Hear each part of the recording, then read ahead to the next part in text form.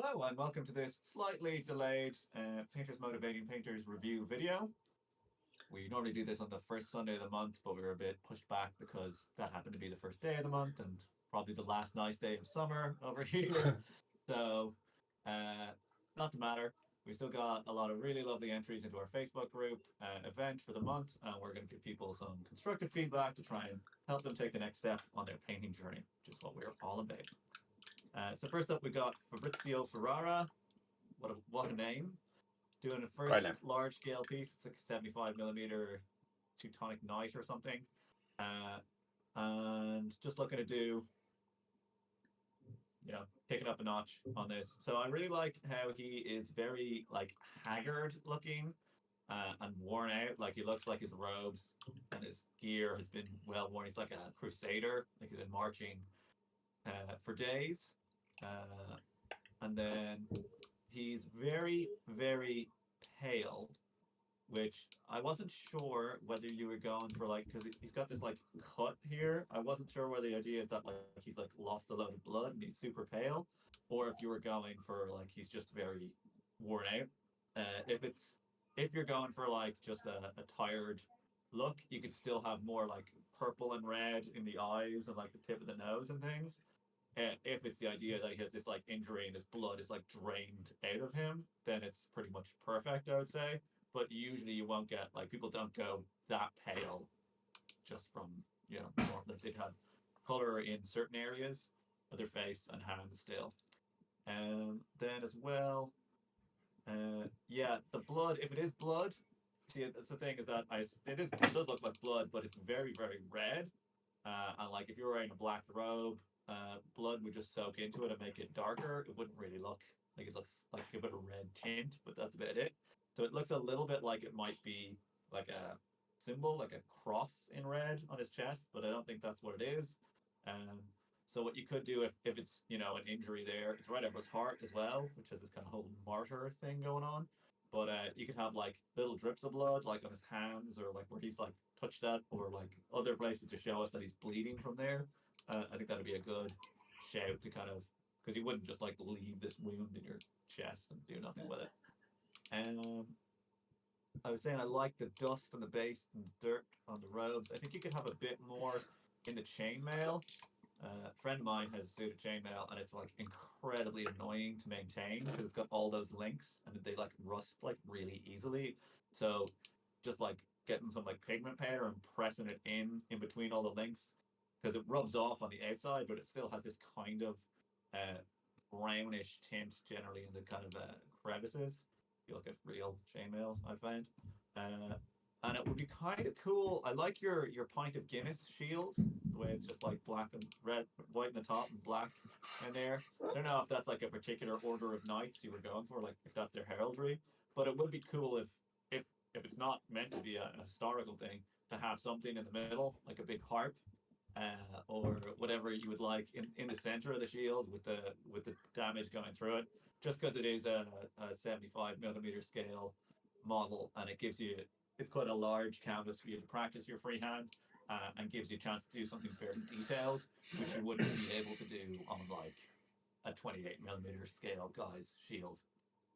But I think he's really, really nice look, really great atmosphere, and he's got that cool, like historical kind of vibe to him as well, and looks like he's really been on the Crusades. So, great work for your first 75 millimeter piece, and I'll pass you over to Jim for some more feedback. Yeah, it's really good. I was struck with this, like how much like emotion and pain there is in the face. So like you've done a really good job of like capturing the sculpt, but then like using darker tones to show like the creases in the eyebrows and stuff. And like he looks really like he's having a bad time. So, but I agree with what Matt said. I think you could use a few more tones in there, especially like red rimming the eyes, as Matt said, and putting a little bit more tones in like the nose and cheeks and stuff. That would definitely be a good shout. For me, I thought that was an emblem on his chest, like in this particular here. That's like this shot here, on this close up. I think that's quite clearly a cross from this angle, but um, Matt's right in that it's not really reading particularly strong. So just try and highlight it with a few more tones that match like the ridges of the of the cloth that it's painted on, just to try and bring out a little more definition and shape to it. I think that would be cool. You could also try and go and like give it a bright border, like a bone color or a white sort of border between the black and red, just so it kind of sets it out a little bit better. That'd be quite cool. Generally across the piece, I think you could do with a bit more separation of elements. The skin on the hands as well. Like put some pink and red tones on like the knuckles to show that he's been, fighting and out and about in rough environment. But yeah, back to the separation. Sorry. Just like deepening the occlusion shadows between some elements would be really helpful, I think, to set it out. I agree with Matt with the shield as well. That's a very large sort of area to not have anything going on, really. So the battle damage is cool, but even if you were to sort of put some more minor damage in there and then have like rust building up and like streaking grime coming down, even something like that, just to make it a bit more visually interesting. You don't need to go for a freehand pattern every time. Just try and bring a bit more interest with the weathering. That would be cool. Then I think the base also, that's probably like a specific scenery that you've gone for. I'm not big on the lore on these guys, so I'm not quite sure, but you could maybe break up the base a little bit, just having some more basic material on there just to break it up a little bit. And then you said you were struggling with photography as well, so really the best, without going into it too deep, like the best advice really is just to go on YouTube and watch some people do it. They actually have videos how they play with the settings on their phone and stuff, so they're really helpful. But generally the tip, yours has got really, really bright direct lighting, so you're getting these really hard cast shadows that don't show it off very well, and then the parts that are highlighted are quite overexposed, so you need softer lighting, basically your camera a bit further away, and reduce the exposure when you take the picture. And that will help. And then obviously if it does look quite small because your camera's far away, you just crop the picture to make it bigger, because you've got some focus issues as well sometimes because you're actually taking the photo too close to him, in general. So go check out YouTube videos, and you will learn a wealth of knowledge that way as well for Brizio. But overall, 75mm, first one, very, very good. So thank you for submitting. And now Facebook will shit itself and fall over, and I will have to start all the way from the beginning. Wouldn't be a review video without Jim's Facebook crapping itself. Where were we? Okay. Oh, it's really early. Okay. So Emir hasn't asked for anything specific, so we'll just dive in and just give it like a general. So I think this looked really cool. I'm not sure what scale it is, but there's a good level of detail in here. I love the tones that you've got in like the head and the tentacles. I think it might be Davy Jones kind of creature. But you've done really, really well with the skin. You could do a little bit more separation, like if you zoom in harshly. So like black lines around like the eye sockets, deeper lines between the fingers. You could have an alternate color for the fingernails as well, because they're just kind of flesh colored, which could be fine. Ours are they're a little bit brighter, obviously, than the rest of the skin. But as he's obviously some sort of mythical sea beast, then you could get away with a different color there. I love like the nautical color scheme that you've gone with, and I think it's pretty well balanced. Like the maroons and the blues and stuff. It's good travel in most of it. I think you could push the blue on the ridges a little bit further. That would be cool. And then generally, again, separation. So like between the bracelets and the skin, between the belt and the robes, between the buckles and their straps, all that kind of stuff. They need really, really deep, dark lines between them. So oils are good for that, or shades, or contrast paints, whatever. Just really watered down acrylics, also absolutely fine. You just got to get in there and darken it. For the gold, I think it's mostly successful. Just needs a bit more smoothing out, and again, deeper shadow in there. So you've got a nice run of color, but I'd just give it. It looks a bit desaturated in the shadows, and gold's actually quite very saturated in the shadows. So have a go at just glazing in a little bit more richness into the shadows there. You could also work in some secondary reflections as well. That would be cool. And I think it's the only photo, wasn't it? Just this one, just the one photo, wasn't it? Yeah. So the other thing was the NMM on the sword. I thought was very well rendered, like stipply. Looks kind of rough, but as he's kind of a nautically themed mini, I thought it'd be quite cool to have a little bit of like orange or like ruddy rust showing in the blade, because obviously metal in very close to the ocean environment, such as on a ship or a beach or whatever, it's going to be very, very subjected to corrosive weather elements. So yeah, a little bit of weathering in the blade would be really, really cool. But other than that, very, very nice piece. So thank you, Amir. Over to you, Matt. Yeah, I really like your choice of like skin tone. It's quite unusual. Most people do these guys with like, you know, big purple or like mauve or blue, but having that kind of more like almost like natural skin toned look to it. It's very interesting. And I also like how you've got a bunch of different kind of brown leathery elements, but they're very well separated. Like the boots look like they're a different material than the pants and that kind of thing. So great work on that. Uh, think, as Jim said, the eyes are probably the biggest area where you can improve on it. It's just they're very small, obviously, so that's tricky. Uh, so if you had like a darker area in the socket, it would pop out more because the skin tone's quite bright around there. Or if you fake did something where it was like his eyes are like solid black or something with like a white dot, you could just make him bring out a little bit more. But it's a little bit tricky as well because it's not like a real human face either. Like I think squids have proportionately much bigger eyes than we do. I assume, but yeah, it's just like you can tell the eye's well painted when you zoom in, but you kind of have to zoom in to see that it's even there. And then yeah, agree with what Jim said about all the metallics. Orange rust would be look great on that blade, just to contrast with all your blue tones, and also because it's that weathered kind of beaten looking steel. You know, you'd expect it to have some corrosion because it's not polished up. And then on the gold, I just find like a mahogany color works quite well in the shadows to keep that saturation, and it doesn't even need to be it as dark. Like it can be like your second darkest shadow, but it ends up looking like quite dark because what happens with gold is like if it reflects something like black, it's going to give it that kind of ochre hue in the reflections because the gold is actually, you know, yellow ochre. Uh, and it just really helps sell that idea that it's like it's a reflection of objects as well as it just being light and shadows on there. But it's a really good piece. Looks really well rendered.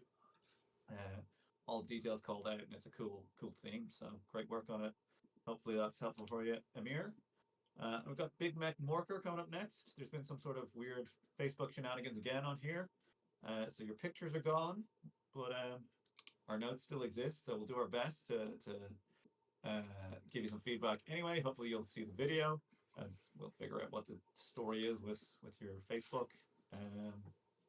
But anyway, it was a orc hiding in a can, from what I recall, and it was very cool. In your classic Borderlands kind of style, uh, trying on deeper skin and chipping on the chopper, trying to do some edit man with the blade, and use a less exaggerated brain for the boots, and black line in the cheekbones and nose. Cool. So I thought that the boots, the more saturated brown boots, looked really good. Just like added, just like that little extra oomph that you wanted. And the chipping and the rust on the barrel was like super convincing. The way you had like the bits where it looked like it had chipped, flaked off, and then there's bits where it flaked off and rusted through, and it had that almost like dimensional look to it, even though it had just been painted straight on. I thought there was some slightly weird interactions going between your black lining and your chipping. Like there's a bit then where the rim wraps around, where you have like a chip taken out, and then there's a black line that runs from the painted area and through the chipped area, and it just looks kind of odd because you know you've painted it such that like there's a flake of steel or the paint has come off, so there's actually like a difference in depth there, but the black line just runs straight through it, and it seems kind of strange. So you could just literally end that, like be like, oh, that black line just stops, and then it picks up somewhere else, and I'd say that would look a lot more sort of normal. Uh, the skin saturation, I thought was generally an improvement. Like with what you're going for, if there's room for adding more saturation in a bunch of the colors, but obviously you don't want to push it up too much, because it's quite a strong color palette. And I liked the extra lines in the face to kind of show that, because he was hidden in a box, so that helped. And in general, like, your line work is getting really, really tight and really nice and defined. So, congratulations on that. It's been great to see that kind of progress coming along. I don't know if Jim remembers off the top of his head what your picture looked like and has a comment on it, but Your you can give it a photographic guess. memory is far superior to my own, and I do remember what it looked like. I've tried to find it in a group since. I might be able to find it in Evious Metal or something. But yeah, I really liked the deeper green skin for it. I mean, it's not to say that it's better than the other ones that you were doing that are paler. It's just a bit of variety. I mean, if you're going to line all these guys up, they're orcs. Variety is key for orcs. So yeah, deeper green skin definitely works. Go for it. Go crazy. The chipping and the weathering stuff all looks really good from what I remember. I've noted down you could also include some streaking and use different tones as well for the rest rather than just like the same one. I can't think of any specific instances where you could put a variety in there, but you can go into orangey rust, yellowy rust, red ones, even dark, very, very dark brown as well. So just vary it up a little bit. It shows like that some rust is old and some is newer. So it's a nice way to add variety to the weathering. And then the last thing I got was you could push the highlights on the non-metallic metal a little bit more. So I think that was like down to the chopper, the axe. Just keep pushing it a little bit further, and then you can use like an interference color from whatever the tone of zenith or light is. But other than that, again, as Matt said, it's been great to see this come along. I'm gutted that this has done a Facebook thing, and I hope you're watching this, and I hope you haven't been removed from the group for whatever reason, because we've loved watching your work coming through here. So thank you, Big Mech. Hope to see you again next month, please. Moving on to Duarte, quite underwhelmed with the final result. Was trying a directional lighting from the left, but it isn't working. How could I have made it better? The shadows are the wrong way around. I would say it's kind of it's painted as if the light is coming from the top. So the top of the muscle is lit and then falls to shadow. Top of the muscle lit and then shadow. Top of the muscle lit, shadow, and that is the same across all of it. So that's why your lighting scenario is not selling. Obviously, if it was coming in from this angle, then this side of the arm would be very bright and this would be dark. There is a little bit of a difference I can see here, but it's nowhere near like aggressive enough with the shadows.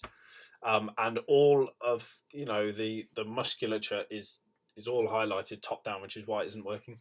Then you need to broaden the highlights of the cloak, cape, sarong thing, whatever it is that he's wearing.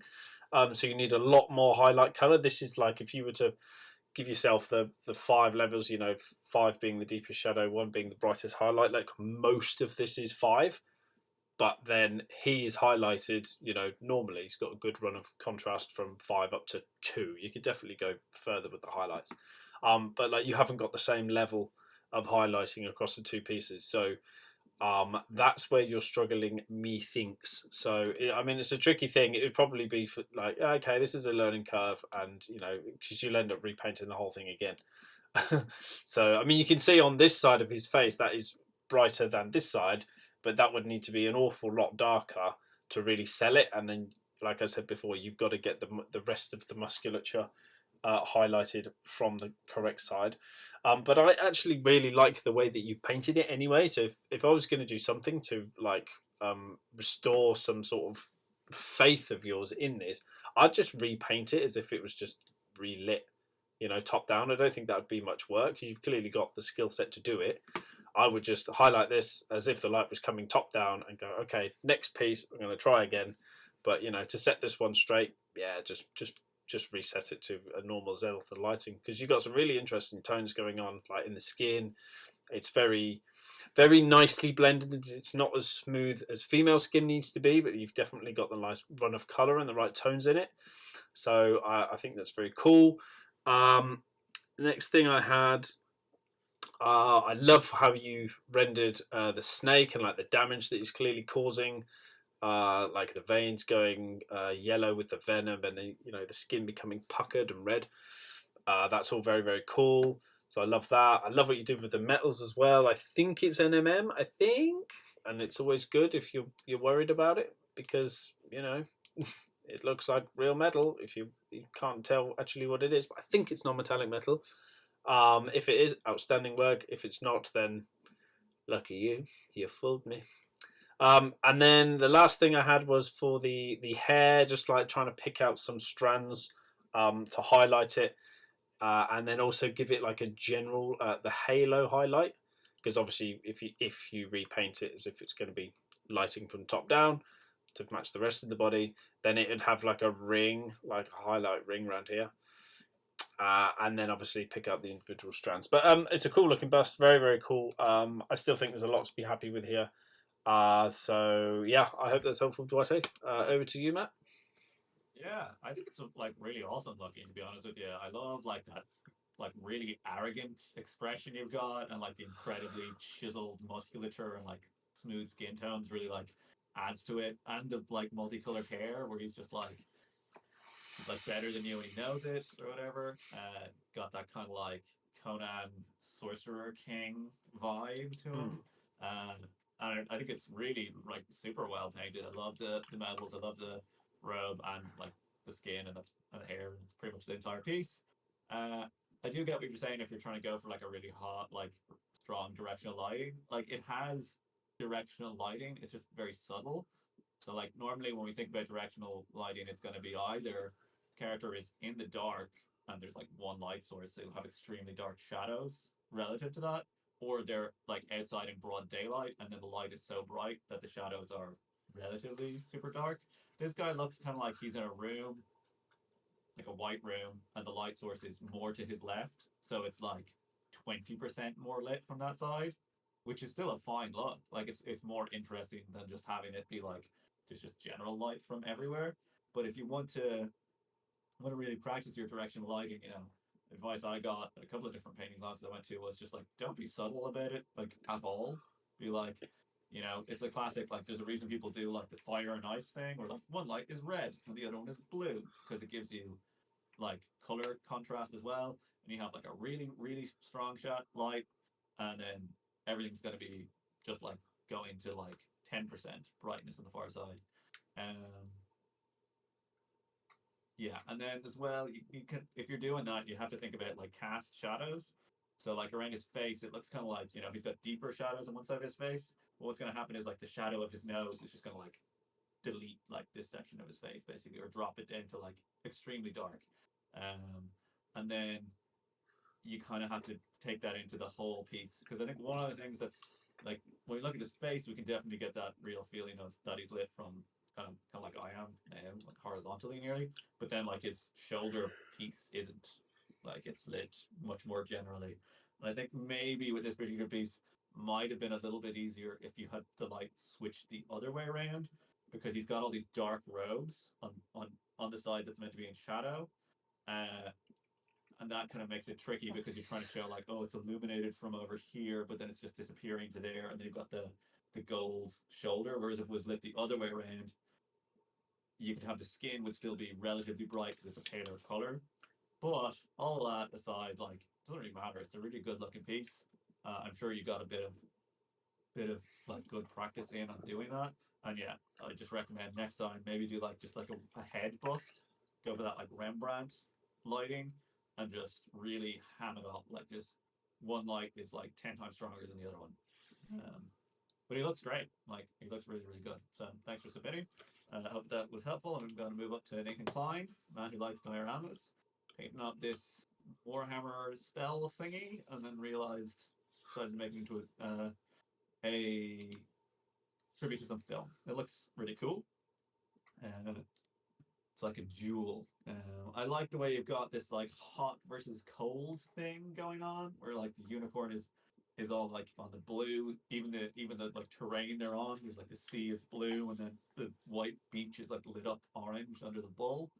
Uh, I like a lot the way the unicorn like very little of it's actually white. You've like infused it with like the blue tones and then with the red tones, but it still reads as white because we're like it's a unicorn, and like it we still understand that it is white, but it is being illuminated with other colors, and I think that's a pretty tricky thing to do. So great work on that.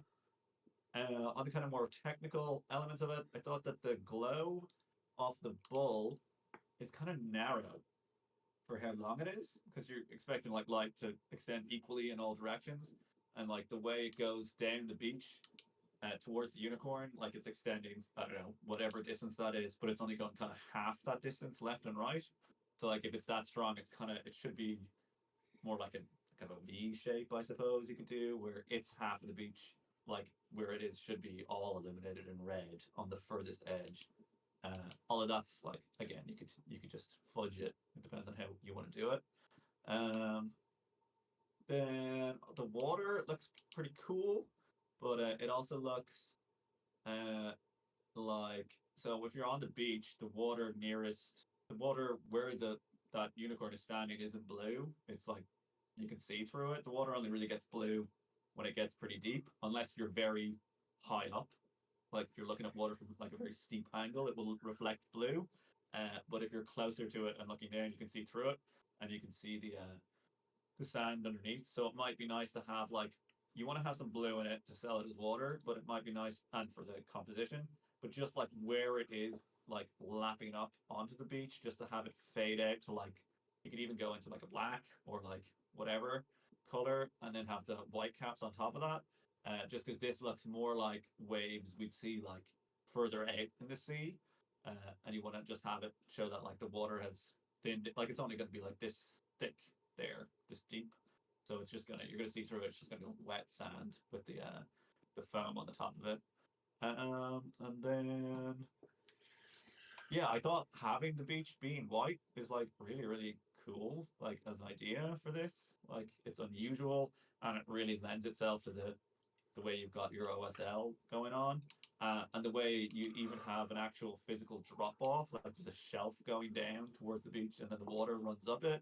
Like it's really like just a really cool little diorama piece. So thanks a million for submitting. Hopefully that was of some use to you. And Jim will have a bit more to say, I'm sure. Not an awful lot. That was awesome advice about the beach. I was trying to sort of render in my mind why the surf and the beach meeting wasn't quite selling as well as it could, and yeah, that the transparency of the water is absolutely nail on the head. The perfect answer. So yes, congratulations, Matt. No, this thing looks awesome. Well done. The OSL definitely sells for me on the unicorn. I love the iridescence. Hate that word. Of the unicorn as well. That's looking really really good. I didn't notice it before, the narrowness of the glow coming out, but what I think Matt might have a point. Yeah, I think you could definitely push that out a little bit further, but also deepen this shadow that's between the cast glow and the lit sand. Just a little bit, not too much, just a little bit. And then the only other thing I had really was that the flames on the bull, you could push the yellow and the white yellow a little bit. It doesn't really look hot enough. Um, and also, rather than highlight them like edge highlight the flames, be a little bit more random with it, and generally try and push like the heat of the flames like to the base of like where they're originating from, and then they get generally darker towards the end, and then obviously they get sort of almost black, like grey black with soot at the tips. Generally helps fire sell a little bit better that way. Obviously, this is a mythical beast, and it's not completely realistic and whatever. But just the rendering of fire just is a bit more successful when it's done in a little bit more of a random way, rather than going right. It's red, then it's orange towards the middles, and then it's yellows on the tips, and then there's a bit of white. Do you see what I mean? If you look at flames, they're very, very incredibly random. But there is a general, the base of it is hotter, and as it gets to the end of the flame, it gets cooler and therefore darker. So try that next time with flames. But yeah, as a concept, as a piece, I really really like it. I also like the jaunty angle that the base is on. Yeah, the whole thing sells really really well. So nice one, Nathan. Please come again. We love your work. Moving up to Daniel Liu with another stunning piece, it must be said. So congratulations and thank you for coming.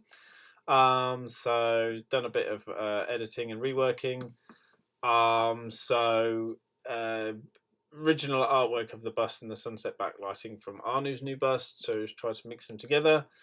Beyond the light and shadow, the real highlight here is her expression. With head lowered, brow furrowed, eyes closed, jaw clenched, she appears to be enduring in pain.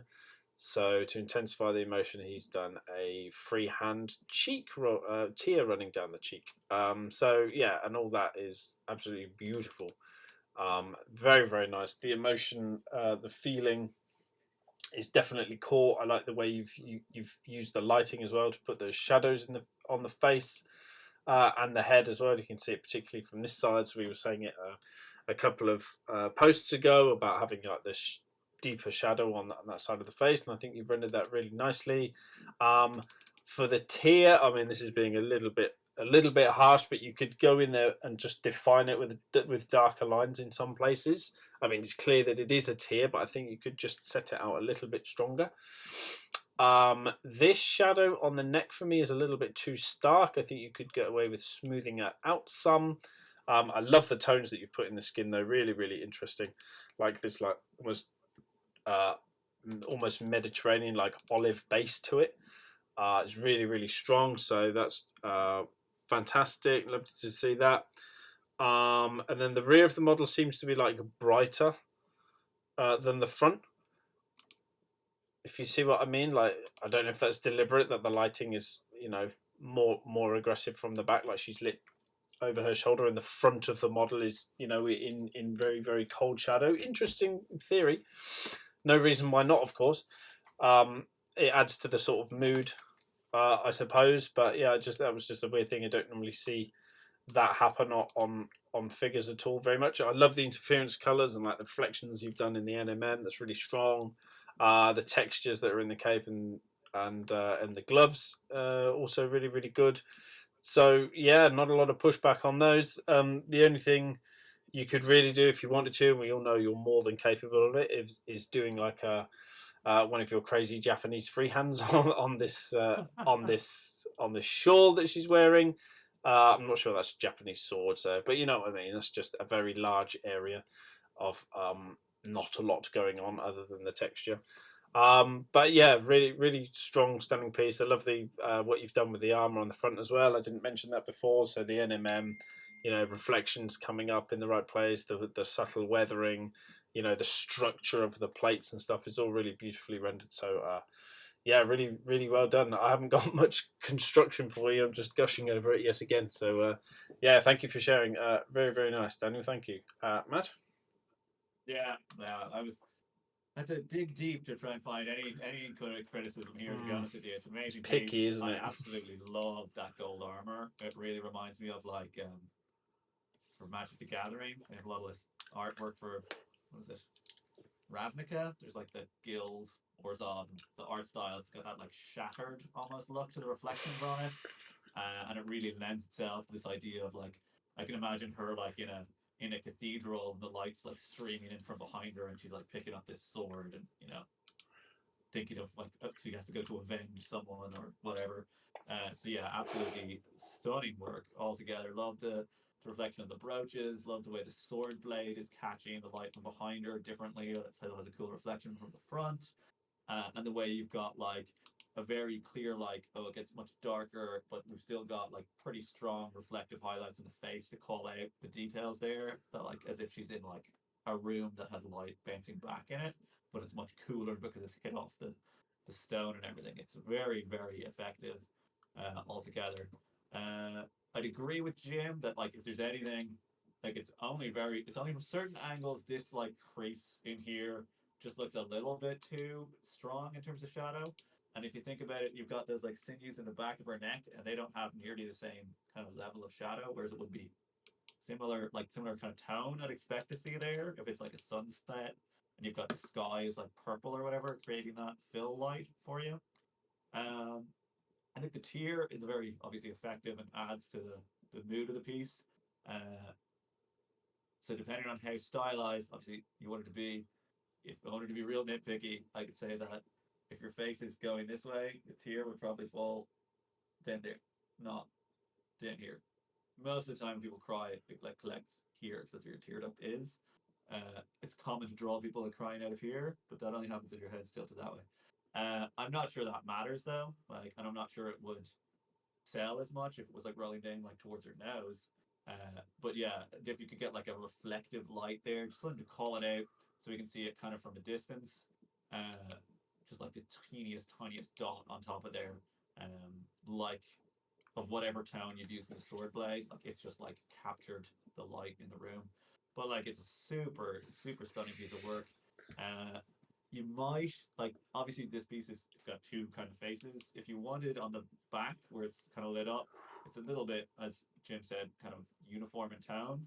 That might be a choice of yours, but you could do something where like the sleeves are like slightly different, just to like draw a bit more focus there. But it is a nice like creamy sunset look to it. Um, so like it's still extremely strong. So yeah, sorry for the lack of real feedback here. It's very hard to critique this piece. It's quite moving. Yes. Thanks a million for submitting. Like thanks. It's great to see your work and keep it up. It's amazing. Thanks very much. Okay, we've got Tomas Spite here, painted up this ogre guy for a competition. We just want another set of eyes. Cool. That's exactly what we're here for. So things to improve on that you've gone face blind from staring at it for so long. Yeah, it's pretty common. Yeah, stuff I'd like to start off with. I really like it's extremely well rendered. Like it's got a very like Games Workshop box art kind of like every element is picked out with like crispy edge highlights and big strong run of colors and everything. Uh, so that's very nice. And it's got a really interesting kind of blend of styles going on where you have the kind of stylized NMM on the blade, but then you've got a Games Workshop style like hyper stylized lighting on the gold bits where it's like just out inside to outside you call it. And I wouldn't have expected it to work, but it does work. I wouldn't expect it to work nearly this well, but it does. So kudos to you on that.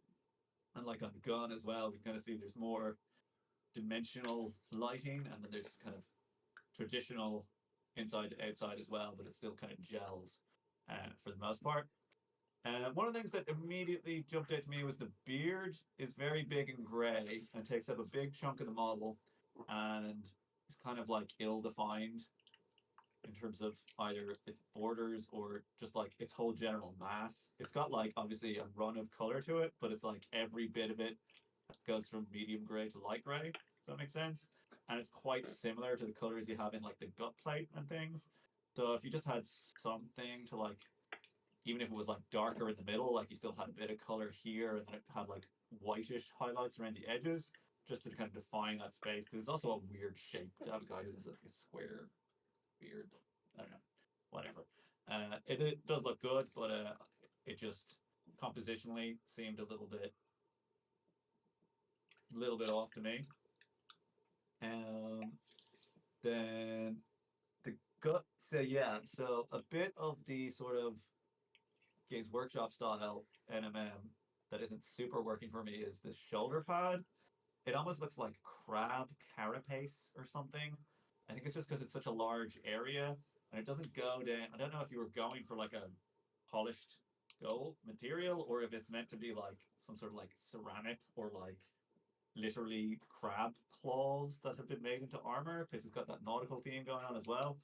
I think it's because of how, you've kind of just got gradients going towards the points everywhere, but like there's no real reason that would happen in a metallic object. And because it's domed, it's much more obvious that you're like, okay, well, this is how light would fall on a sphere. So like the middle shadow should be much stronger, and then we probably bring it back down to a shadow at the corner of his shoulder, and then have an edge highlight where it's picking up bouncing light. It is a bit tricky and annoying the way it's like then split up in the middle. But you could work around it. You could also try, if it isn't, you could also try just breaking it up with some like verdigris, which would also work with like nautical color kind of thing to be like there's some algae growing on it, or maybe it's rust, or who knows. But it's enough to kind of trick your eye into, forgiving any little sins that are in there. It does look better in places than others, but it's not 100% gelling with the way the bits on the blade and the gun are, and also the hilt of the blade. Like so, the crossguard has more of an actual NMM gold look to it, and then the handle, well, brass or whatever. The handle is very like it's shaded in the recesses, and you've got like a rivet where it's all dark around it for some reason, and then light in the middle. Whereas you need to kind of show that it's like a concave thing, and then that bit that wraps over the top of the handle should have very dark shadow underneath, and maybe a vent slide in there. But it's just not as volumetric as the crossguard is, and then and it's a very obvious kind of like defined shape, so we can kind of tell that it doesn't look like gold. Basically, is what I'm saying. Not like the way that the crossguard does. And then the base is a very like it's obviously I think it comes with him. He's like a underworlds or whatever piece. It's pretty cool. It's again everything's picked out very nicely, but it's got a kind of a weird separateness to it as well, where it's like even though it's made of one piece, it's like this dinosaur skull is like buried into this sand, but it doesn't have like sand up on it or anything, and like that way that the coins are spilling out looks kind of like weirdly flat. So you could do more stuff on the base to just kind of make it your own and show again. There could be like seaweed flopping over some bits or whatever, uh, but that's up to you. Maybe it's not. You just want to paint what's there already, and then you can have slightly more redness in the face. I mean, you obviously have a lot of redness there, but you got reddish tones to the skin. But you can have like actual very close to actual red, like in the nose and in the mouth, just to show, like, because he looks like he drinks a lot of rum or whatever. So I think just like little touch there, like I said, too much to drink. Maybe a little bit under the eyes, getting into like more closer to a true red color because it's such a small area. You'll probably get away with it, and it'll just bring a little bit more focus up into the face as well from the surrounding elements. But like it's really like obviously had a lot of work put into it, and it's very well rendered in like pretty much all areas. So hopefully that's just some useful extra pair of eyes for you there, Jim.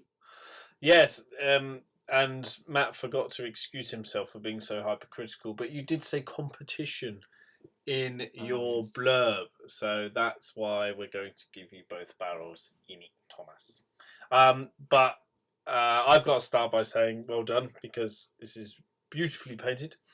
I love the mixture between saturation and desaturation you've got.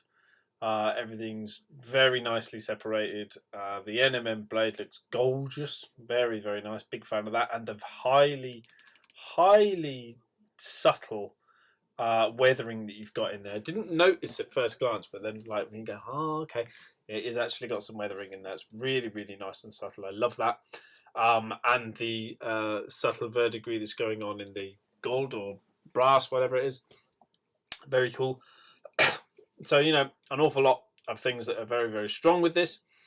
I think also number one thing that drew my eye was the beard.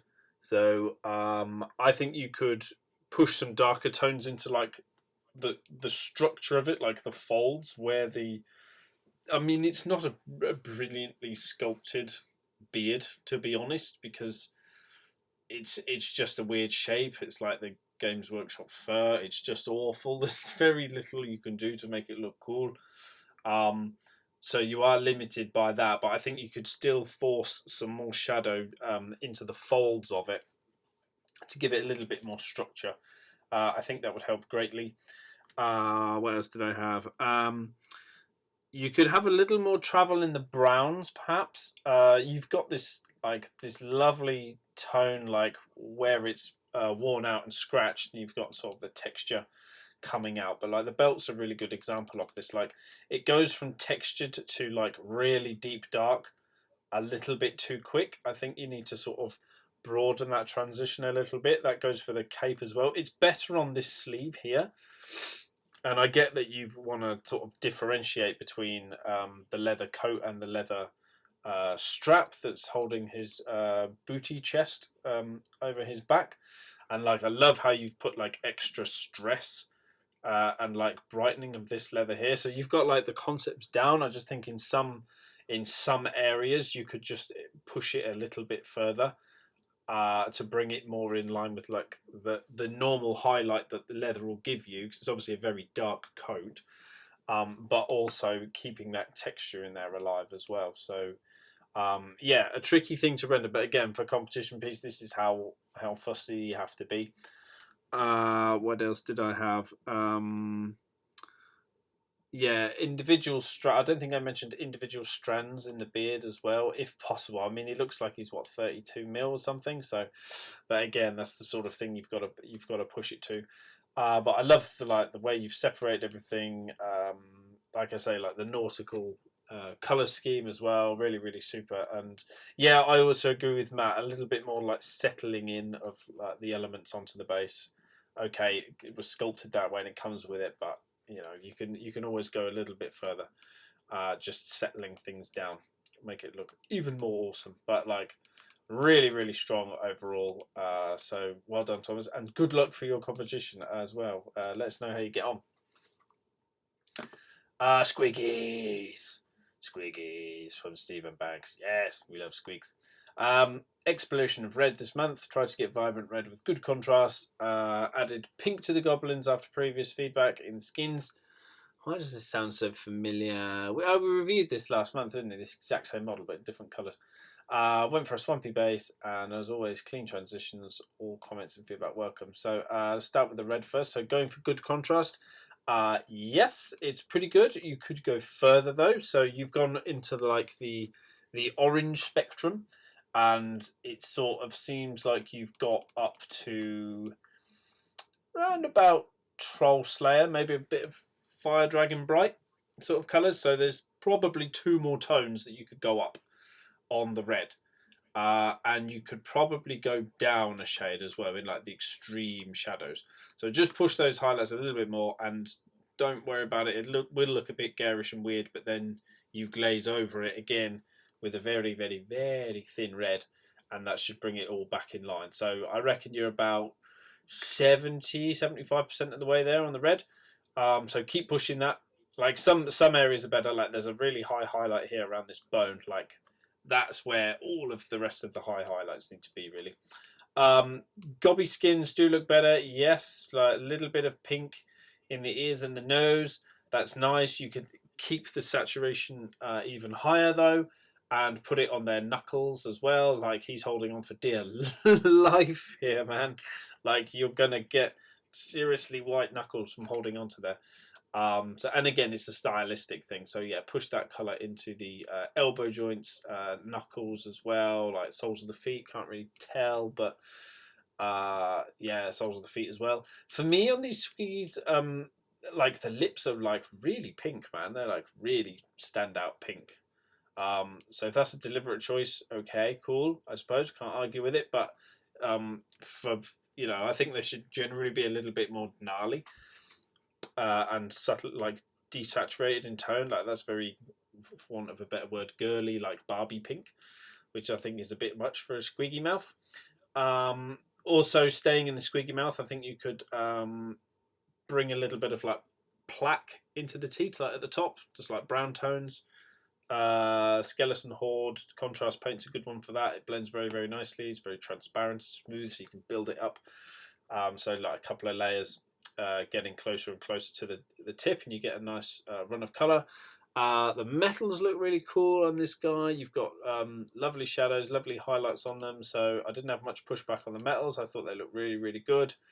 So well done there. The striations in the teeth and the bone are really, really good as well. Swampy base, 100%.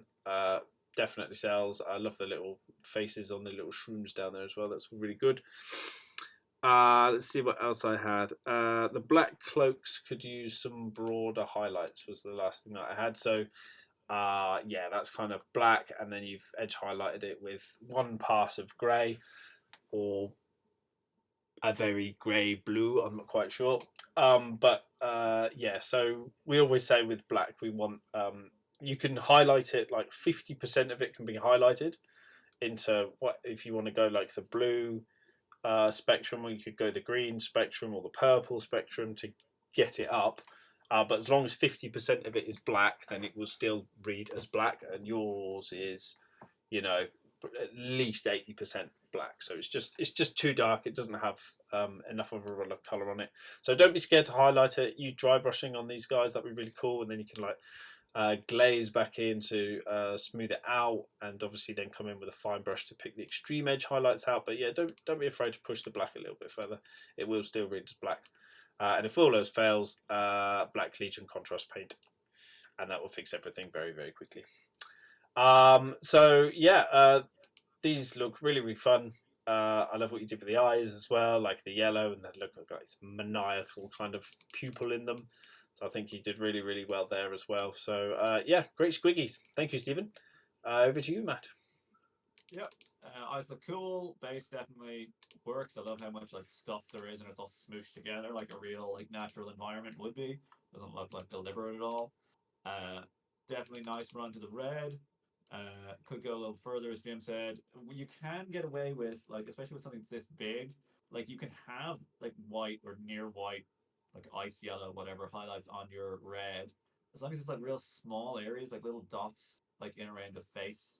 Uh, to show that that's where it's actually like a reflection because its skin is kind of oily or whatever, and it'll still read as red as long as those are in a really small area.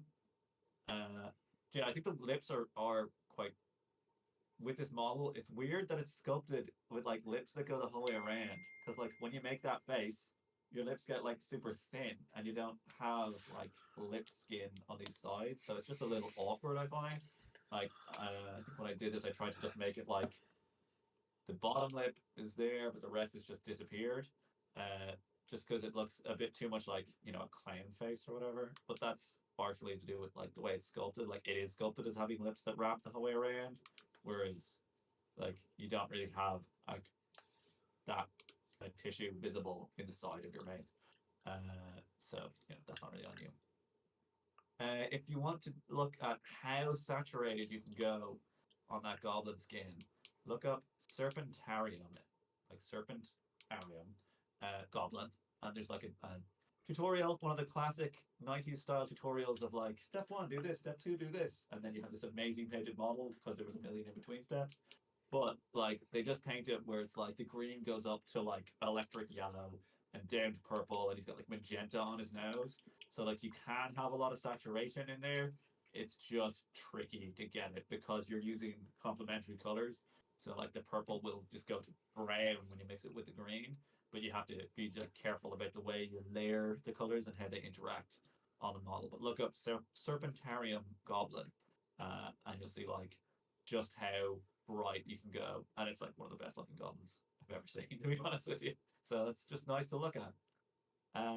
So hopefully that was some help to you. We're going to carry on up to Adam Talbot. Quick display piece. I think that might be an oxymoron there.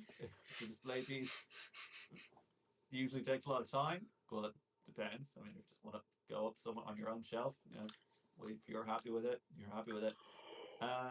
So try to make the contrast shadow higher, and edge highlights are a bit messy in places. And you have recess painting on there. See how good you can make a mini. Oh, so you're working on a time budget, so that's fine. You can only ever do so much with the time you have allotted yourself. So this guy looks very good for that. Like if you're painting to a clock, like you could go a lot worse. Like you should see some of my speed painted stuff. It's just like, oh, that line's in the wrong place. It is, and it will remain there because I'm out of time. I quite like the way that you've done the gun. It's got a very like modern look to it. Like actual rifles are usually not silver. They're like never silver really anymore. They either are like blackened or have like a polymer case on it, and you've got a little bit of steel showing through, which is nice. Just makes it like breaks it up, but it looks very like he means business. So I like that a lot. Uh, I thought that the kind of texture work you have. I like the texture work you have in the cloak. Like it's got this kind of like scuffed up camo-ish kind of look to it, which I like. Uh, but I wasn't 100% sure on the front of the hood, like if it matches kind of with the back. It looks like it's stronger on the back, uh, but it'd be nice to have a bit more detail on the front because like we can't really see his head, if that makes sense. So if you had like something to call out, like the dome of his head is in there and it's like pressing through the fabric and that's picking up a highlight, like that'd be kind of cool. Um, And then lenses. Yeah, I like the way you did his goggles. It's a bit of a weird sculpt because he's like this, so it's kind of hard to say what's the main view of him. I like the way you have the lenses kind of like look like his eyes, and then the drilled out gun barrel always good, and the way you've got a different sight like a red dot or whatever on the gun I think is nice. And then I thought maybe you could break up the blue, like have a little bit more gold. He has gold trim, doesn't he? Yeah, so he has gold trim, but because of the way his cloak is, you don't really see much of that. So like if you had like his belt buckle was gold, I know you've got some of those gold little doodads in there, but just in terms of balance, like ideally something on his left knee would be gold, if that makes sense, to make like triangle. Uh, but I don't think the sculpt really afforded you that option, which is unfortunate. But you know what you gotta do. And it's not really in an Ultramarine doesn't have a random gold knee pad, so you can't just fudge that in there like you would if you know there was nothing lore wise attached to this. Uh, yeah, and I really like the display base. Like it's fairly minimal and it's quite effective. It's got a really nice clean edge. Like it obviously is a display piece, and it's got like enough kind of like foliage and a skull on there because it has to have a skull on there somewhere. To make it read as like it's a kind of a little scene and he's a sniper and he's in a field. So yeah, I think it's a strong piece overall for the amount of time you allotted yourself for it. And I'm sure, you know, it was a good exercise to be able to try and crank that out in that amount of time. How about you, Jim? Yeah, not much else to say really. Looks really, really good, Adam. For a limited time allowed on it.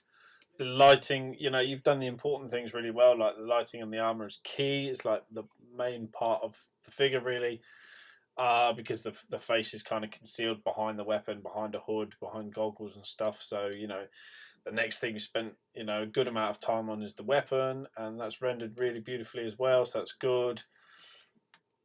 Can't fault the cape in any way, really. I love the subtle build up of dust on the bottom folds.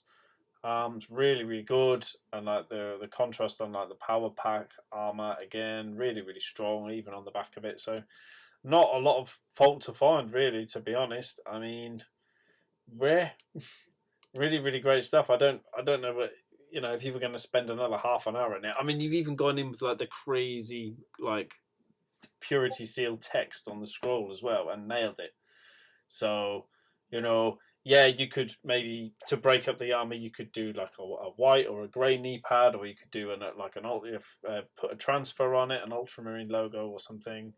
Presuming he's an ultramarine, I think he would be blue and gold, right? He hasn't got red hands, so I guess so. But yeah, other than that, for a very limited amount of time, I think you've done a great job. I've got very, very little notes on it. You mean you know how to correct your edge highlights in places, but I think that's being pretty picky anyway. To be honest with you, it's really, really good stuff. Like hats off to you, man. Looks awesome. Well done. Very, very cool. Okay, Alexis now with this Stormcast on a hippogriff or something. How to improve it. Once again, going to be scraping the barrel really on feedback on how to improve this. Alexis, it's stunning yet again. Beautiful lighting, like the way the rider is the brightest, and then you've got the brightness between the weapon and the chest piece on the griffin forms this like really, really strong circle around him. Very, very cool OSL underneath, darker, more sort of menacing scene going on down there. Very neutral in the middle. You know, you've got a lot of colours going on here. You've got your magentas, your blues, your purples, your golds, your whites, you've got green, you've got blue. There's an awful lot going on, and I think it's perfectly balanced somehow. Don't really know how you've managed it. It looks really, really awesome. So, you know, massive congratulations. It looks awesome. Now, if I was going to be picky, which I have to be with you, quite frankly, is that the NMM on the back of the piece I think sells better. To be honest, it's just got a touch more sort of saturation on it, and this is against the rider. I think the Griffin is about spot on. I'm not sure if they're supposed to be completely matching, but I think the NMM on the back, just like the way you've captured it, the way some of the blends are really smooth, and then some others are really stark to get them like a very high highlight, very dark shadow right next to each other, really sells like a highly polished metal, and there's not that much of that sort of going on the front. Again, this is hypercritical because it all still sells really, really nicely as metal. So there's that. And then I thought that the top of the cape needs the same quality bringing down to the bottom, like the smoothness. It kind of feels like it kind of, okay, that'll do. Like towards the bottom, we can see the brushstrokes an awful lot more. It doesn't feel as much sort of love and passion went into like this bottom third of the cape, but they look at the top and you're like, bruh, that's like golden demon winning quality right there. Why did it fail to make it all the way down here? You know what I mean? Again, hyper picky. And then the skull, the last thing I had was that the skulls were like very, very cold in tone when the light from, I don't know why they would be, all this is in cold stone, cold skulls, when he's in a very, very, very warm light. Why is the light not as warm down here? It's kind of a little bit warm, but you know what I mean. It's got very, very, very cold shadow. Is probably how I should have worded that. It's like blue on the undersides of it. So I'm not sure if you know, making those shadows a little bit warmer would help, because originally I said it's very neutral in the middle and it's a great balance of color. So yeah, it's a little bit juxtaposed there. I can't help thinking how would that look if they were warmer. But yeah, it's me trying to be as picky as possible, trying to give you something to take away from this to improve, because yeah, it's just a stunning piece once again. So round of applause. Well done, Alexis, again. Over to you, Matt. Yeah, I'm gonna come out both gut barrels blazing and say this is really, really, really super good work, Alexis. But I don't think it is as good as like the last bunch of stuff you've submitted to us. But like, I mean, it's been pretty phenomenal run. And I think you said that this is like you did a course with Kaha, and it was kind of like emulating that style. So that's understandable. You've taken a step outside your comfort zone, and it's still extremely strong. But yeah, there's just a couple of things, kind of choices that you know I don't know if you could have sort of executed on a little bit better. But it's a lot going on because it's like a diorama. It's like a jewel, but it's vertical because it's like there's Skaven in the bottom and they got a Stormcast in the top. So they're opposing each other. So that's a really interesting piece or thought. Uh, but yeah, I totally agree with Jim. The gold on the guy's armor doesn't look as good as the gold on the beast or the gold on the back. Yeah. And it looks like he went for a different kind of formula or a different approach to the NMM gold for the main rider, and it just doesn't sell as well to me. Like probably the best bit here is like the chest piece on the whatever mount. Like you could totally be like, that's definitely gold. Like that's definitely reflecting light. Whereas the guy himself has a bit of a yellow kind of transformers almost look to him. And he is a bit more complicated, so I understand that. But I think if you had just taken the gold, I know you were probably trying to differentiate them, but it would probably just look better if you took the same gold, put it on those, and went, bang, we're done. Because there's a lot going on already. Like you don't need to differentiate so much, and he's even got that like black chain dividing him and stuff. So I think that would have just been a slightly better choice. Uh, think the spell effect on the sword or axe is really nice. The axe is really nice in general, but I think the fire goes a little bit too white, a little bit too early. It's like very kind of desaturated looking. It's not like really looking like a light source. It looks like it's kind of turning into smoke or something, which I don't know if that's what you're going for. But that's all like tiny little thing. Uh, what do we have? Yeah, I really love the blue and gold contrast. I really like the cape at the back, the way it like is almost different. It's like got this kind of understructure to it. And it just looks really cool. Like normally the back of a model doesn't look anything like that good. So I think that's a good shout. And I love the way you've got kind of warm and cold blue kind of simultaneously happening. Uh, the legs on the beast are like very like I'm assuming the idea is they're like shadows, but they're like Prussian blue levels of vibrancy, which isn't what the color that the rocks he's standing on are. And if his legs are just meant to be blue, one of them isn't. Like the leg that's coming up like this is not blue, but the leg that's on the ground is blue, and that's kind of like weird.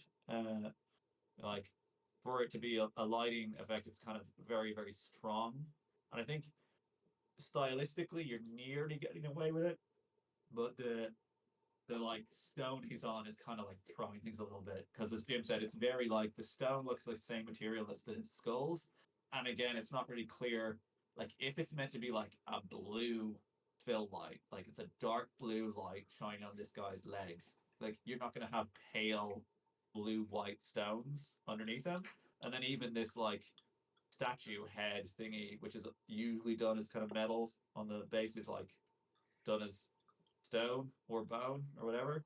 Uh, so yeah, it's just like not 100% gelling. It still looks really good, but it's not 100% gelling for me. Anyway, it might be nice to have like some dirt worked in there or something to break it up a little bit. And then the skulls, the way it kind of transitions down into the tunnels, like it's very bright, and then it just goes nearly underground. Whereas I would assume the idea is that like parts of the front of the base are underground already, so it would kind of make sense for it to get darker and then get re-illuminated by that green glow from beneath. But like the Skaven are like really cool. Like it's such a nice base. Like it's like just so cool the way it's like got that underground, like they're burrowing under him. But they're not like really interacting so much. Considering it, like it doesn't look like he's fighting them because they're separated by the ground. I was thinking it might be kind of cool. I mean, this is like you couldn't redo it, obviously, but if this base was like turned around so that like in the main view you can see like there's some catacombs under there, but you don't really see any Skaven, and then in the reverse it's like oh it's completely full of Skaven. I don't know if you're in your own head, maybe you could imagine what that would be like. I don't know, it should be an improvement, but it's just a different kind of look to it. Uh, but yeah, like it's a really good piece. There's so much stuff going right here. Uh, and like I could list all the things that I love about it until like 10 o'clock here. But good work. It's great to push yourself outside your comfort zone as well. And I think it's a really stunning looking piece with so much density of like detail and color and like vibrancy to it. So I mean, if I had painted that, it'd be better than everything in my collection. So take what you want. Take what you want, Alexis. It's great work. Thanks a million for submitting. Hope to see you again. Cool. Blind Key. Looking for feedback on composition. Cool. And it's a Cinch guy. Cool. I had a Cinch army for a while. They're probably my favorite thing in Warhammer.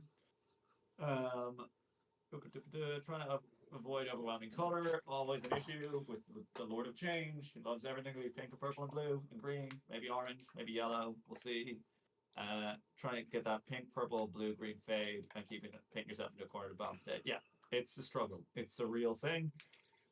It's very hard to do, and like you have to be kind of tactical about it. So first of all, I think your armor looks great. I love that. Is it like Alpha Legion or whatever color to it? It's or maybe it's Thousand Suns. I don't know, but it's a cool marine blue. I like the way that the volumes all called out on the different pieces of the armor, and then you've got like the gold that hateable trim. It's all picked out perfectly, and he's got this freaky like hand thing. I didn't even realize he has like an extra set of arms because I was like, he's got arms in his back pocket. He's just got arms everywhere, really. But yeah, he looks really, really good. You've got that like Horus uh, symbol in the back, the like scarab beetle looks really nice and freehand. And then you've obviously got the elephant in the room being these like multicolored flames that you were saying you were having trouble with. Yeah, so that's entirely understandable. Uh, it's like super common to have that issue. It's tricky to balance all these colors out. I think one of the issues you're having is so you said you didn't want to have instead of making everything bright, you're trying to add neutral tones and things like that instead of making it all bright. Okay, cool. But one of the issues you're having, I think, is that you've got one of the ways you can do like a big run like this. Like one of the reasons why that like purple to blue to green fade is so popular is because it works. You can even go up into yellow at the end of it, but it works because it like falls in line with what we perceived in like the visual spectrum. So like violet is dark and saturated, yeah? But you have like a desaturated like purple kind of thing to the flames, which isn't gelling with our idea of what it would look like. And then you have this magenta. And I think the magenta is definitely throwing things because that's not from the correct part of the spectrum, if you get me, where it's going back up to magenta after purple. We're in a rainbow that doesn't happen. Like it ends at purple. Purple's going to be the darkest one. Uh, I'd recommend looking up Dr. Faust Painting Clinic, and he does a dark elf, and he does this kind of progression on it. And it looks really good, and it'll kind of show you how to blend those colors in. And you want to, to get it to look balanced, even though you've got a big range of colors. Also, on the flames, like, and on the torch thing, you've got a very obvious like rainbow flag thing going on. Where like this section is green, this section is teal, this section is blue, this section is purple. Whereas like flames aren't going to go like that. Like they're going to change color differently as they lick up. So you want to vary how you've distributed those colors in amongst the flames, and definitely on the like lantern or whatever it is he's got here and his sword, like it's just looks a little bit like those question mark boxes from Mario where they have like rainbow colors sliding down them. It doesn't look like kind of a real object. And even like then, like, okay, it's not meant to be a real object. But for example, the sword, we'd expect, say, the colors to match a pattern that we'd see reflected in metal, not just be like it's a chunk of rainbow that's sitting here. And the lantern definitely has this look of like looks like light is projected onto it rather than coming out of it, if that makes sense. I think the run on it is a little bit better, but just like you could just darken bits around the top to give it its own recognize the 3D shape of it rather than having it look like the colors have been projected kind of onto it from somewhere else. Um, and you don't have to go so crazy about it. Like you can just have, you've already got nearly all these colors on the figure. So you could have flames that go from like blue to green, and you could have the lantern go from like purple to blue. Yeah, and you could have the book be green to yellow, or whatever it is you're trying to do for all the different elements. You don't have to have everything has a full prismatic spectrum across it, just because you start running out of space and it just gets kind of annoying. And it doesn't necessarily. It's not a requirement. Like you want to have a riot of colors because it's Zinch, but like you already have all those colors on the figure. They don't need to be represented in every individual element if that doesn't suit you. It's your choice whether or not you want them to be in a place or not be in a place, if that makes sense. Really cool looking guy though. Lovely like 40k sorcerer. I love the way you've done the kind of waterfall tabard coming out the front, and you've got those like annoying ancient Egyptian strips painted in the back. And he's just of a very good standard for the figure.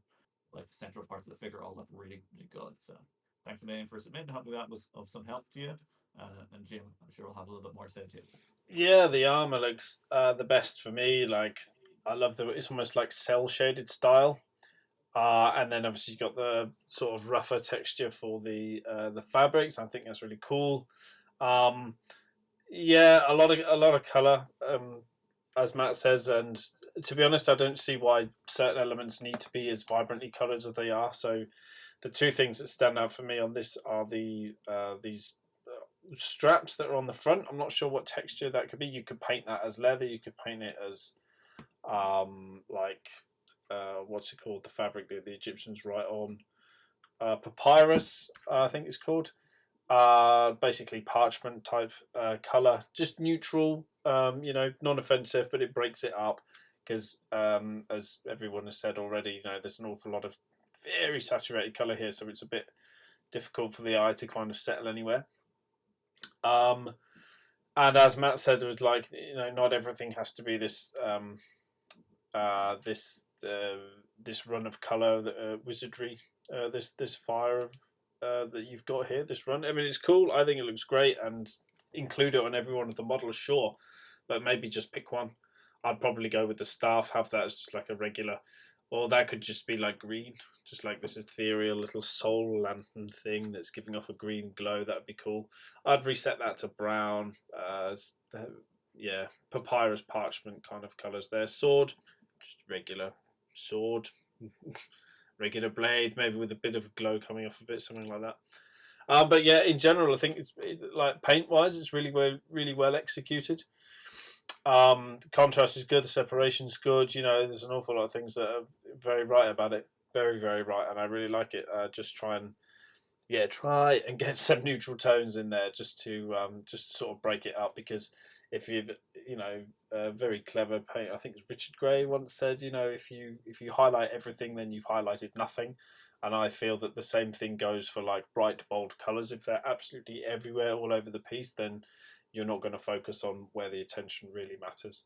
So less is more with this kind of stuff. But keep tracking at it. It does look good, and hopefully the next one will be a little bit of an improvement. So good luck, Bland. Thank you for submitting. On to Sasha, just says, I'm open to all tips. Wanted to work on the NMM skills for the first captain. So I'll start with the blade and say that the blade's really good in terms of like reflection and contrast. You've got a good run of colour here, and the reflections are they're opposing each other, but they're also sort of off random sizes, so that's cool. You could just smooth out the transitions in some places. Excuse me, and you could add some interference colour. So this is kind of very much in the black, white, and grey sort of palette. So you could add some blues on the side which is facing upwards to sort of show that it's reflecting the sky, and then the side that's sort of at the bottom, like in the shaded area, not in the highlight, in the shaded areas, you could kind of bring in some of the colours of the ground. That really helps. It's called the sky earth effect. Have a little look at some examples of it perhaps, but it really helps to have one side of the blade one colour, and the other side just in the shadows the opposite colour of the ground. So give that a go next time. Let's have a look. The rest of flip to a different model there. So the pictures aren't really doing you any favours. Can't really see what's going on because they're a bit overexposed, but it looks like you're getting pretty good contrast into the metals. It's just a case of, so on the blade, like you had like a random highlight pattern, but on the iron halo, it's very symmetrical. It's kind of shadow, highlight, shadow, highlight, shadow, highlight, shadow, highlight, all the way around, and then they line up with each other on like the two bands of the halo, and then like every tip is bright. So it's a little bit more predictable. So again, try and randomize it. Light bounces in random ways across all sorts of different surfaces. There are some rules that it will follow, but basically, it's right that you've got highlight and shadow, and that's the whole point of painting NMM is going between the two. But just try and avoid like the similarity in the shape and the positions of the highlights and shadows on the iron halo, and that will be the next step for you, I think. What else did I have? As for the armor, it needs a little bit more volumetric highlighting, especially on this yellow guy. It's kind of it's a bit flat, to be honest. So with yellow, it's a really tricky color to paint. There are some good series on YouTube. So Vincent Venturella does a really good video exploring yellow, and he dives into sort of explaining how yellow doesn't sort of change like tone, doesn't go into like brown or red or anything like that. It just sort of becomes more yellow as it gets into a shadow, and then when it highlights, it obviously gets a lot more desaturated and paler. So you've got to push like the tones in sort of the mids and the shadows more with yellow rather than just going right bang yellow and then trying to shade it down. So separation on the armor as well would be key. I think you need to separate these panel lines, like around the edge of the boots is a really strong example of it, where sort of armor plates are meeting each other, rivets, bolts, that sort of stuff. Be nice if they were a little bit darker. And then, as I said before, like just with the photography, just this is really cool, by the way, on the back. I'll call that out first before I say about the photography. Like this, I think it's a decal or a freehand or something. Whichever one it is looks awesome, and like the fur sort of effect that you've got on there really, really sells. So that's good. But yeah, next time for photos, just try and bring your exposure down on the camera because it's sort of blowing out the details, and take the picture from further away as well and crop the image to make it bigger because yeah, a lot of it's out of focus. So yeah, good luck for next time. Thank you for submitting. They look really cool. Over to you, Matt. Yeah. Yeah, I was gonna say the same thing about the photos. Like, it's just a little bit hard to praise some of them, uh, because of the way, and even like focus can be a bit awkward when you have a guy with his sword sticking out.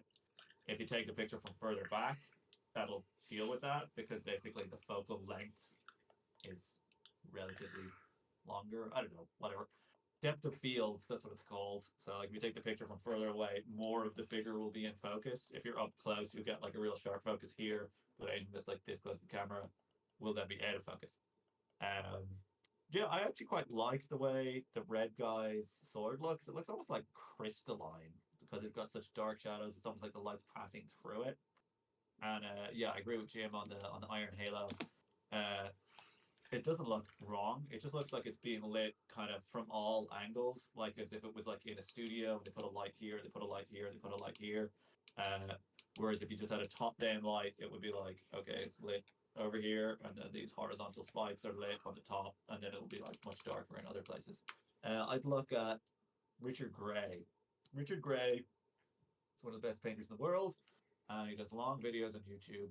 And he has almost definitely painted an iron halo in one of those videos, and I would just do whatever he does for that because it will look great. That would be my best advice. Thanks for submitting. Hopefully that's of use to you. Moving up to Beelkins, long time submitter, serial Warhammer Underworlds warband painter is kind of a theme we've got going on here. So these dudes are chaos cultists of some kind. And you want to evaluate the TMM and the OSL and the overall composition. Cool. I think it's really nice. I like the way you've got these kind of naturalistic colors. It's like they're blue and green, which are very like natural colors, and they're not super saturated in the blue or the green really, but it's got a very like woodlands kind of feel to it. Like they're like rangers are usually shown like that, or Link from like Zelda dresses in those colors, and it works well for like an outdoors woodsy type. Uh, and then it contrasts really nicely with that like creepy purple skin tone you've got on the shaman man. I keep thinking it's a woman, but it's a man, I think.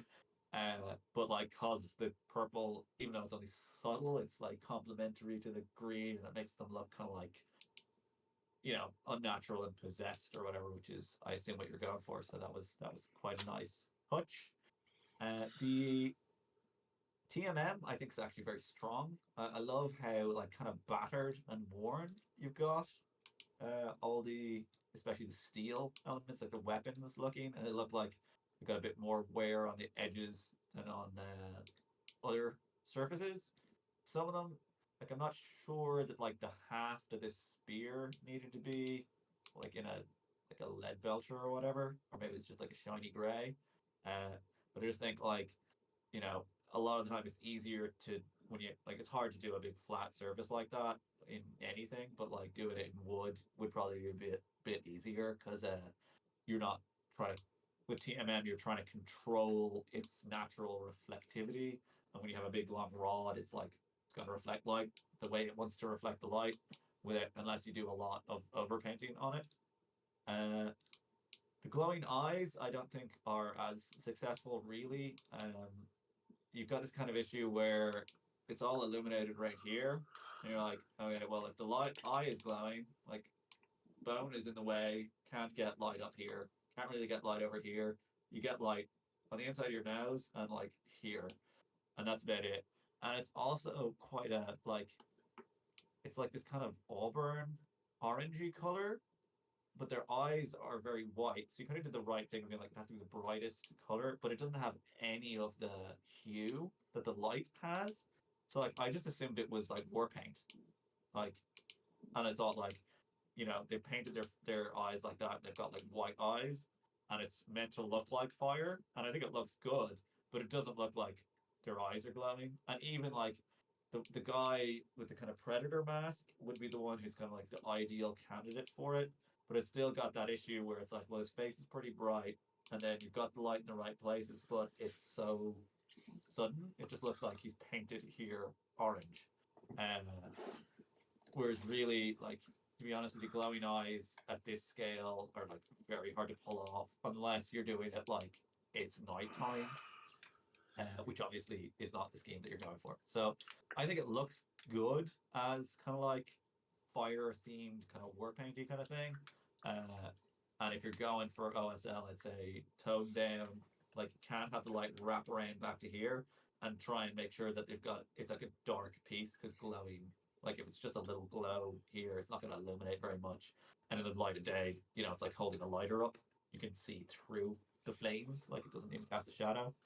But yeah, I think they're really cool looking though. I like the way you've got this kind of wasteland base as well that like ties in with the theme of the models, and it looks really nice with the color scheme you got going on as well.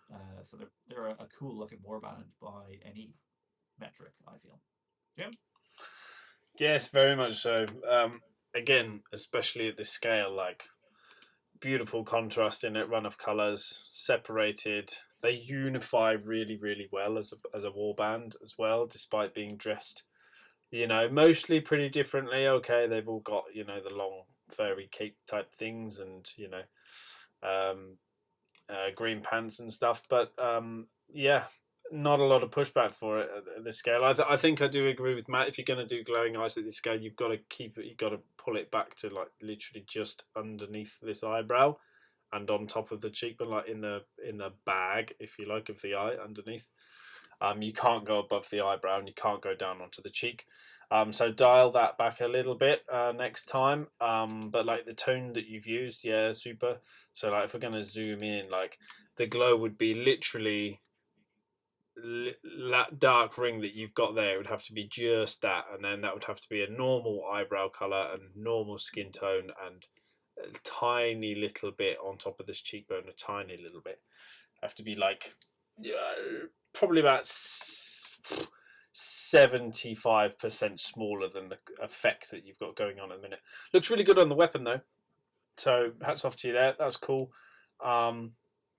I love the dirt pigment that you've got like on the feet and on the bottom of the hair in some places and the boots.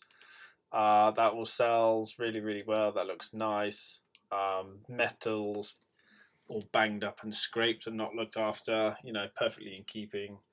Yeah, super, super cool stuff, Wilkins. Once again, so yeah, hats off to you. Really, really nice. Thank you very much for submitting. And of course, it's fallen over again. Okay, last one. Kelvin. Basically got into D&D and painting minis. So 75mm model coming here. Just wants overall feedback where we can improve. Mostly focusing on the red. Took some advice on the previous KDM miniature and pushed the highlight of the red a bit further. Dialed it back a bit since because it read too pink and orange at the time. So there was a lot of back and forth. Yeah, it's the way with red. It really is. So you've got to kind of take it as far as is appropriate in terms of like the level of highlight. And then it's usually glaze it and then glaze it again. For some reason, the second one is where the magic happens. But I get what you mean. If it's gone a little bit pink in some places and orange in others, yeah, it's a bit weird.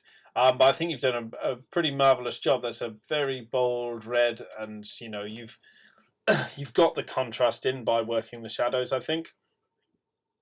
So well done with that. It's a very uh, it's it's a very sort of vignetted piece, like kind of uh, Rembrandt style lighting, where like the outer edges of the piece are virtually completely shadowed.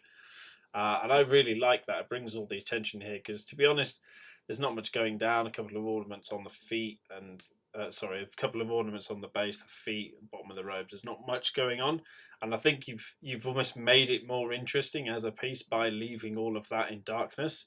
But it is still painted ever so slightly and highlighted. There's very subtle, muted, desaturated, cold color down there. So I think you've done a really stunning job of doing that, and it brings out the vibrancy even because you haven't sort of like really pressed the contrast and like the folds in the cape and stuff. But I think you're achieving the contrast in it anyway because it's so dark down the bottom. It's just lovely, really. So I think the red's looking really good. I think there's even some texture. I'm not sure if that's part of the sculpt or it's painted, but looks like there's a bit of texture there. Next thing I had was the separation could be improved in some places. I said that a lot today. So like where you get two folds of cloak meeting each other, where you've got like the hands meeting the shaft of his staff, where you've got the rope meeting the skull, places like that. Just exaggerate that deep dark shadow. Oils or contrast paints usually very good for that. They could just get a bit glossy sometimes, so make sure they're matted down properly as well, because you don't want reflections in your deep shadows. That will kill the effect so quick. And then coming for the face, I think you could do a little bit more to highlight the face across like the T section. That is to say, like top of the brow, top of the cheeks, and then sort of down the middle of the face. There's a little bit there, yes, but I think you could broaden these highlights as to make them wider and brighter as well. And then you've got space then to work in some tones like around the nose, around the insides of the eyes, a little bit more redness in the cheek. I think you got the tone of the lips pretty much nailed, so that's a great job. Well done with that. And the same could go for the hands. I get he's like probably a little bit more of a ruddy skin tone, but I still think you need to put more highlight contrast into the skin, just so it reads a little bit better. The metals and the leather really good, like the glass ball effect. That's really good as well. So yeah, really strong overall. Been kind of picky with you, Kelvin, but needs must when it looks this good at first glance. So yeah, nice. I mean, there is obviously space for a freehand on the back, but do you really need to? I don't really think so, to be honest. This piece is all about the front, and there's not really much to discover around the back anyway. So maybe a bit of trim down the bottom of the cape or something. I don't know. I don't think you really need to. Yeah, really good stuff, Kelvin. Thank you very much. Over to you, Matt. Yeah, lovely work. Everyone's favorite asthmatic wizard here, Ras Majir, I believe. I'd say your friend would be dead happy with it if like this is like character he wanted you to do. He unmistakable in the red robes from like any distance really, and you've really put the focus on like he's in his red robes. So great work altogether. You've definitely done a super job of like bringing out the vibrancy of the red through the shadows. So like by comparison, it looks super saturated and brilliantly bright and everything, even though a lot of it is just like a flat red. So that's a really great way of approaching it. I think you could have a little bit more deeper shadows like in under the folds of his hood, and then like say like under his cloak, like where it's kind of casting a shadow a little bit. You're getting like a lot of mileage out of the fact that he has an overall trend down to dark, but you could go like 50% is dark just in those areas because it's kind of like wrapping under, and it would just kick it up that little notch. And yeah, as Jim said, little occlusion shadows in between areas like where his arm sticks out of his big sleeve. There should be like a dark line in between those.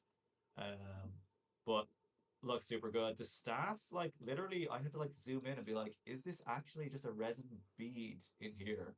Because it's painted so well as being translucent. Like it really helps as well. It's got that like three-pronged hand thing, so like every angle we look at it from, it still reads like, oh, it's a see-through thing. Yeah, definitely. Like it's like uncanny, nearly. So great work on that.